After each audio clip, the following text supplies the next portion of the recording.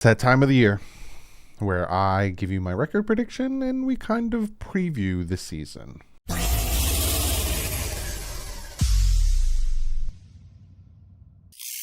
What is up, Finn fans? I do this every year. The Monday before the start of the season, I go over the schedule and I give you guys essentially about a 3-game swing on what I think the record is going to look like. I also kind of go over the team's expectations and all that stuff and give you a good idea on all that good stuff. Before we jump into that, though, I do have to shout out today's sponsor. Yes, it is Manscape.com. I'd like to thank today's sponsor, Manscape.com. Now, you guys know I've been working with Manscaped for a hot minute, and they came out with this Platinum Package 4.0. This is probably one of their best packages, no pun intended, that they've come out with in a very long time. You're getting seven different things in this Platinum Package 4.0. You're getting body wash. Now, this body wash has no aluminum, none of that bad stuff that makes your skin feel like crap. It has aloe, sea salt moisturizer, all that good stuff in there. You're getting the 2-in-1 shampoo and conditioner. Make sure your hair smells nice, especially after you get out of the gym. Of course, you're not Manscaped. You're not gonna get the Lawnmower 4.0 skin-safe technology, waterproof, cordless. You got that light. Again, I don't recommend shaving your bits or your back or your chest or your face at night or in the dark, but you could with this light. You get the underarm deodorant. Again, there's no aluminum in that stuff. That stuff clogs your pores, makes you feel like crap. Good deodorant. You get the crop preserver and toner. 2 different things. That's for your downstairs bonanza. Keep it fresh, keep it clean. And also the Weed Whacker nose, ear, hair trimmer. Again, we're getting up there. I'm going to be 35 next month. My nose, my ears, it's getting hairy. So you need to trim it up. Trim it up. So not only are you getting all 7 of those things, but if you use the promo code DDW20, you get free shipping. And you get 2 more things. You get a nice carrying bag. Nice leather. I'm telling you, this is nice. It's a leather carrying bag. And you get the underwear, the boxer briefs. So again, Platinum Package 4.0. Great stuff. Use the promo code DDW20. You get yourself 20% off. And Manscaped, thank you so much for sponsoring this video. Okay, so first I'm going to go over the team expectations, and then we're going to go game by game, looking at the schedule again, and I'm going to kind of tell you what I feel about each game now that I know about the preseason, I know about, their players, all this stuff. Whereas if I did that before, as soon as the schedule came out, I wouldn't know anything. We wouldn't know anything about any of them. So first, like I said, we're going to look at the team. Obviously, Mike McDaniel, the new head coach, first-time head coach, first-time experience play calling. Obviously, he is the now offensive coordinator. Well, not the offensive coordinator, but he is calling the plays on offense. The first-time head coach thing kind of does worry me, but it could go one of 2 ways, right? It could be like a Cam Cameron situation. It could be a Joe Philbin situation. But there has been first-time head coach that have been successful. Look at Lafleur, as I like to call him. Look at the Bills head coach. Look at the Rams, McVay. Some guys that worked with McDaniel had success in their first year. And you also have someone like John Harbaugh, right, who was a special teams coach. And then he got his start as the head coach of the Ravens, been the head coach of the Ravens ever since. One has a Super Bowl ring, been very successful. You never know which way this head coach, especially first-time head coaches, are going to go, right? He has success in the run game. Can he bring that success in the run game to the Miami Dolphins? He has brought in very, very, very good assistant coaches. My favorite, I like John Embry. I like bringing in Wes Welker, Sam Madison, Patrick Surtain. I like bringing in Applebaum. I like bringing in his offensive coordinator. I like all of these guys because they have experience, and also, the offensive coordinator and Applebaum have offensive line work, which the Dolphins desperately need. But hands down, my favorite signing when it comes to the coaches is Darrell Bevell. He is my favorite. The experience he has with quarterbacks. We looked at the deep pass from Tua to Tyreek Hill, 55-yarder. Again, it was 51, but where they count it from the line of scrimmage, not from where he threw it. And, we saw Kurt Warner break it down, and the mechanics were off, right? The fact that the man threw it 55 yards with bad mechanics means that if he can get his mechanics down, I'm pretty sure he would have sailed that we saw it in training camp, in Tyreek's hands, in motion.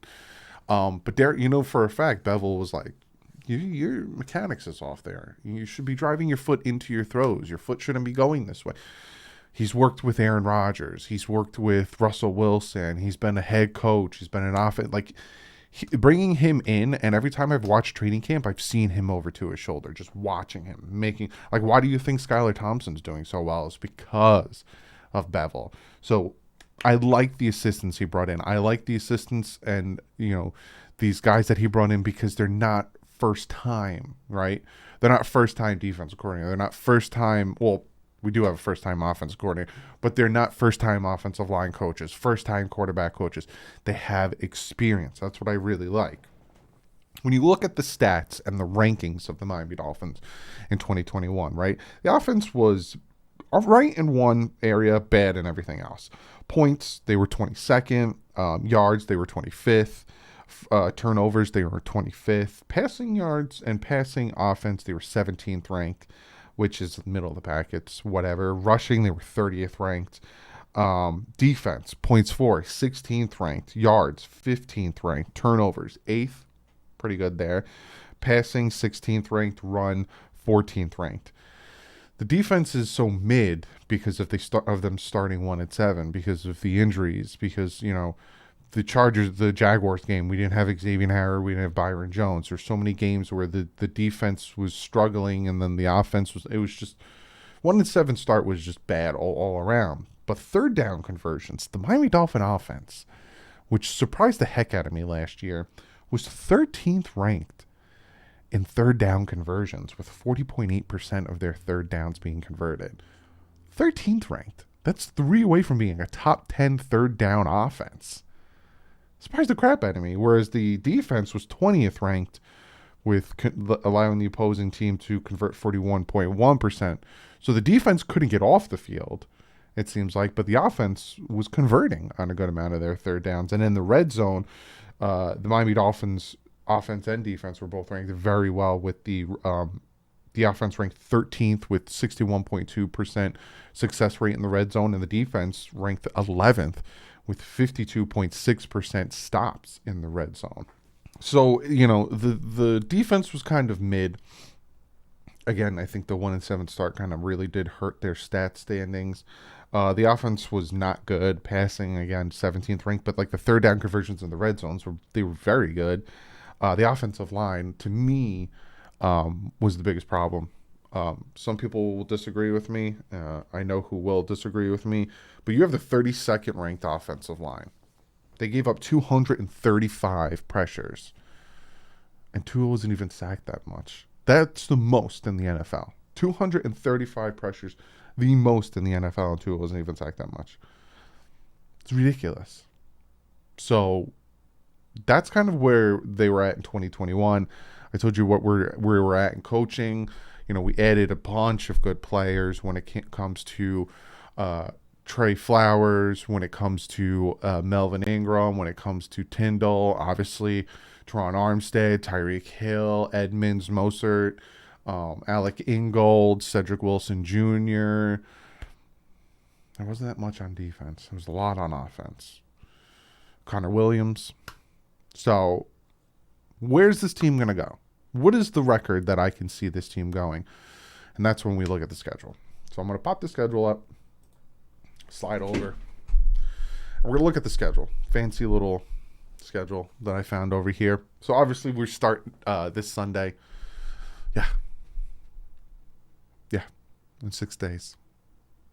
The season starts for the Miami Dolphins. This Thursday, the season starts in general. But yeah.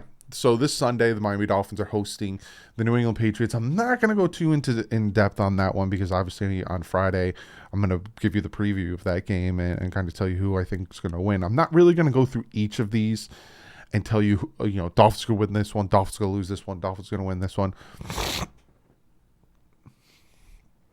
I'm going to give you my ideas and my thoughts on facing these teams and their strengths and weaknesses and where the Dolphins can end up. But a lot could change. If you remember in 2020, we were going to San Francisco. Everyone thought we were going to get demolished by San Francisco. We ended up beating them 47-13. So a lot can change. Last year, you looked at the second half of the schedule. We're facing the Saints. We're facing the Panthers. We're facing these teams, the Ravens, and everyone thought Dolphins are going to get completely, and we didn't. A lot could change, especially when it comes on the injury front. So this Sunday we play in the Patriots. Patriots, in my mind, they don't have a good secondary anymore. Their wide receiving core is Devontae Parker. You have Jacoby Myers there. Doesn't really scare me. I'm not hearing good things coming out of their training camp, and they don't play well to the point in Miami, to the point where Bill Belichick wants them to go there a couple days early to acclimate to the weather. That's not going to. A couple days isn't going to do anything. You're not going to acclimate to a September Miami weather. So, that leans more towards a win. You got then you got in Baltimore against the Ravens. Last time we played the Ravens, it was more towards mid season. They still were pretty good. They still had a good amount of their players. A lot of people wanted to discredit that win on Thursday night, saying, they were banged up. And if you look at the starting roster on that game, they still had a good amount of their starters and a good amount of their good players. But they now don't have Hollywood Brown. This defense already knows how to shut down Lamar Jackson. Can they do it again? But the Baltimore Ravens have always punched us in the mouth, right? Especially at the beginning of the year and heading to Baltimore. So this one's going to be a difficult one. It's definitely going to be a difficult one. Then we have the Buffalo Bills coming to Miami. This is an incredibly important game. If the Miami Dolphins can pull off a victory against the Buffalo Bills at home, which they should, not saying they will, but they should, it will cement how the rest of the season's going to go. Now, they're not going to have Tre'Davious White. We're not going to have Byron Jones. So there's no excuse on that front of, we don't have Byron because they're not going to have Tre'Davious White. You have to take advantage of that, especially on offense. They have good safeties. We have good safeties. They have a good defensive front linebackers. So do we. Got to take advantage of that, and you have to get after Josh Allen. Can't give him time in the backfield. This is the game that you need to win. You have to beat Buffalo at home. Because, again, you're going to be facing Buffalo December 18th in Buffalo. It's going to be cold as a mother. Again, I'll get to that. But this is a game they really need to win. Then a short week, they face Thursday, the Cincinnati Bengals in Cincinnati. This is going to be a hard one. Again, we're going to be down Byron. He's going to be back for the Jets game, which means, they have a bunch of good wide receivers, Jamar Chase, all that stuff. Their offensive line has gotten better. It's going to be a very hard game, not only because it's away, but it's a short week, and we're not going to have Byron. I don't know how Nick Needham's going to do. I don't know how Keon Crosson's going to do. But it's going to be a hard game. It's going to be a very, very hard game. Then we have the Jets at the Jets. I will be at that game. Jets don't scare me. They probably should. I should probably take them more seriously. Joe Flacco. At this point, you'll probably see Zach Wilson back. You'll probably see Zach Wilson back for the Jets probably like week 2 or 3. I'm more worried about Joe Flacco than I am about Zach Wilson. I'm more worried about Zach Wilson, his legs and his ability to extend the play and gain first downs on broken plays. I'm not worried about Zach Wilson and his throwing abilities. Call me dumb, call me whatever, but it doesn't really worry me on that front.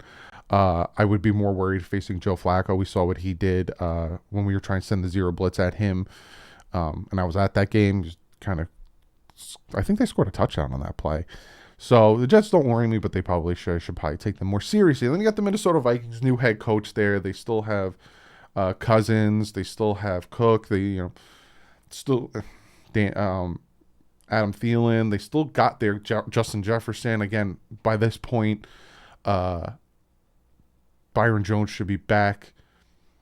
Detroit, this is a team I'm going to take seriously, but not so much as this game is important, but not to me as important as the Cincinnati and the Buffalo game. Those games are going to be hard and also very important because Cincinnati just went to the Super Bowl and Buffalo, we haven't beaten Buffalo in a hot minute. Whereas Minnesota, it's a game I want to win. It's home. So they're going to have to be dealing with the heat in October going from their dome. So that's how I feel about that one.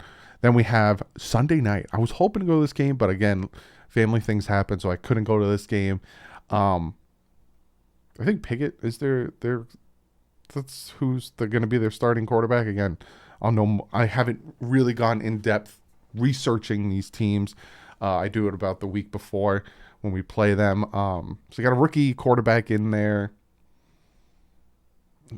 Najee Harris is there. You know, they don't really worry me, if I'm being honest with you. And it's home in Miami. It's not like we're going to Heinz Field. It don't worry me. Detroit's looking better than you expect. This is mischief night. They look better than you expect, right? Sometimes, a lot of times you just gloss over them. But again, we'll know by this point if it's the same old Detroit or if it's the Detroit with Hutchinson being dominant and, you know, the offense, and is Jared Goff going to do his thing, and Swift. But as of right now, again, this is the stint where from the Jets to the bye that I'm not as worried. I feel like we can chain together a bunch of good wins. Against Chicago, Justin Fields, he hasn't really shown me anything to really scare me. Their offensive line is garbage. He doesn't really have any weapons to throw to. I know Brown fans are probably like, you don't know what you're talking about. Their defense doesn't really scare me either. And then you have the Cleveland Browns at home. The Chicago game might be a little cold, especially in November. They got the Cleveland Browns. They're not going to have Deshaun Watson. Is it going to be Jacoby Brissett, who's going to be their quarterback at this point? That's where my deciding factor on that game is going to be. Who's the quarterback? Because if it's Jacoby Brissett, I'm not scared. That man takes 9 years to decide to make a throw. Doesn't worry me at all. Then we have our bye week. I like our bye week. I like where it is. Again, it's that area where, you know, you get a big chunk out of the way and then you get healthy for this long stretch. The Houston Texans, we're not facing Tyrod Taylor. Mills we're facing. They do have a good running back. That's surprising a lot of people in free agency. They still have Brandon Cooks, who a lot of people underestimate. But they're up and coming. They're still in a rebuild. They started their rebuild. I'm not worried about the Houston Texans. Then we have this stretch. This next 5 games, 6 games, 5 games, stretch. That. This is when, are you making the playoffs or not, right? You're going to San Fran. They're probably going to stay over there because then they have to go to LA to face the Chargers. San Fran, Mike McDaniel facing his own old team. They know how Mike McDaniel likes to call it. He knows how they like to do their thing. Is this another 2020 situation where we go there? Who's their quarterback? Is it Garoppolo's back in there? Is it who's their quarterback, right? We want to beat them, obviously. We have their draft pick, so we're going to be rooting against the 49ers hard. But is this another 2020 where people think, oh, the Dolphins are going to lose in San Fran, and we completely destroy them? Then taking on the Chargers, Herbert, Keenan Allen, Mike Williams, Austin Eckler. Then they bring in Khalil Mack, Bosa, you know, J.C. Jackson. They're a legit team. This is going to be an extremely hard game. Last time that Justin Herbert faced the Dolphins, it was his rookie year, and the Dolphins got so much into his head that the offense had to run the ball for a full series because he could not read the Dolphins defense. But this is going to be an incredibly hard game. I don't see them winning in Buffalo in December 18th. You know, and the sad thing is about December 11th, that game, I probably won't be able to watch it, the Chargers game, because that's my daughter's birthday. That's her second birthday. So I'm not going to be live streaming it. I'm not going to be able to watch the game because it's my daughter's birthday. Like I said, Buffalo in December. I don't see the Dolphins winning that game. That's going to be a hard game to win. That's why you have to win at home week 3, because I don't see them winning this game. They could surprise me and end up winning this game. I don't see it happening. Green Bay, Christmas Day. I don't know if I'm going to live stream that game because it's Christmas Day. It sucks that, you know, Dolphins are playing football on Christmas Day. Wish it was, you know, that Saturday or something. But this is a game that, you know, if this was a few years ago or even last year, you're like, oh, I don't know if the Dolphins could do it. You know, Devontae Adams, Jones, Rodgers, I don't know. But now it's like, we'll know at this point, the weapons that Rodgers has, is he making them better? or are they not enough and the Packers are kind of faltering? Tom Grassi even said that he kind of conceded the Packers losing this game. So this is a game that can go either way for me. New England, January 1st in New England. I don't see them winning that game. Last year I predicted that they would sweep the Patriots. I had a lot of people, even Master at Works, laughing at me, saying, you still think the Dolphins are going to sweep the Patriots? Like making memes of me and stuff. And what happened? We swept the Patriots. And the reason why I knew we were going to sweep the Patriots is because we were in New England week 1. And then they had to come to Miami at the end of the year. That's how I knew. This, completely different. I don't see them beating New England in New England on January 1st. It is going to be freezing cold. And then they end with the Jets to be determined, because again, it depends, are they in, are they not? They don't want things to be spoiled, teams to not play their starters, yada yada. But they're home for the last game. Again, I think that's going to be a win. I'll tell you right off the bat, I think that's going to be a win. So looking at this schedule, going over everything I said, the strengths, the weaknesses, all that stuff, best case scenario, I can see the Miami Dolphins doing 11-6 here.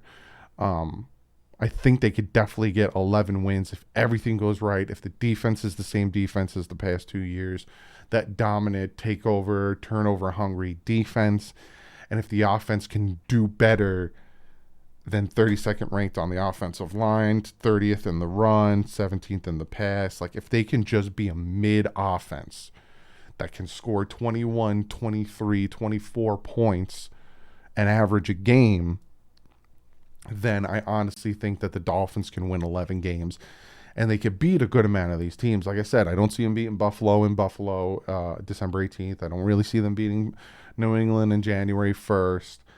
Chargers game is going to be really hard. Bengals game is going to be really hard. Like those are the games that could be in those 6-loss category. Worst case scenario in my mind, I could see them doing 9-8, 8-9 again.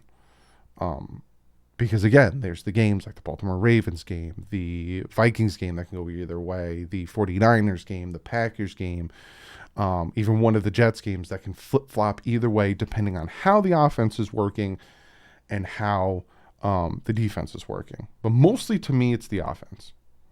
How is the offense going to work? Because if the offense can get off hot, if the offense can consistently score, then that can make up for the first 4 weeks not having Byron there.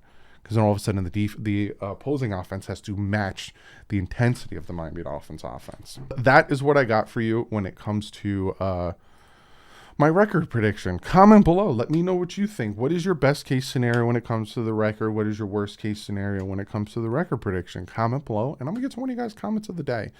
And I picked this comment because it kind of fits with the theme of the video. And this one comes from M. Smolanski. I apologize if I said your name wrong. He says, comment of the day. I've been a Fins fan for 4 years, so relatively new to football.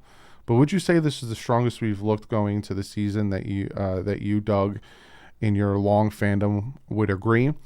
The fact that you've been a fan for 4 years, which means you've been following the Dolphins since 2018, I apologize, because that's rough.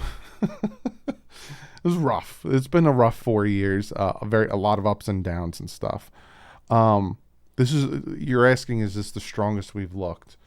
The fact that Byron's banged up, the fact that I don't know what's going on at the right tackle position, really, like if Austin Jackson's going to really do, I don't know much about the offensive line. And I'm not as comfortable with the middle linebacker. I wouldn't say this is the strongest. It's the strongest in some areas, right? Having Trey Flowers, having Melvin Ingram, having Emmanuel Ogbah, having Jalen Phillips is strong. Christian Wilkins, Sealer, that's strong. Those 6 guys are strong. Having Javon Holland, having Xavier Howard. That's what makes it to me. I'm like, you have a ton of key stars on that defense. Then you flip it to the offense. Teron Armstead, Connor Williams, Tyreek Hill, Jalen Waddle, Cedric Wilson Jr., Alec Ingold. And then you have the speedy running backs. That's strong. But there's a lot of question marks that worry me going into the season. The Teron Armstead, can he play a full season? How is the continuity on the offensive line? Flip it. The thinness at the cornerback position. These are questions that worry me, and I can't really say if it's the strongest. But I hope I answered your question. But that's what I got for you. Again, if you haven't yet, go join the Pick'em League. Fins up is the password with capital F, capital U. It's just how it's spelled. My picks video is coming out Wednesday. So don't know if I have a video planned for tomorrow. Normally tomorrow would be the film breakdown. But there is no film because we haven't played a game yet. So I'd love to see you Wednesday for the week 1 of the picks. But I don't think there might not be. I might do a video for you guys tomorrow. I don't know yet. I'll let you know. But not like usual. Stay classy. My Fins up.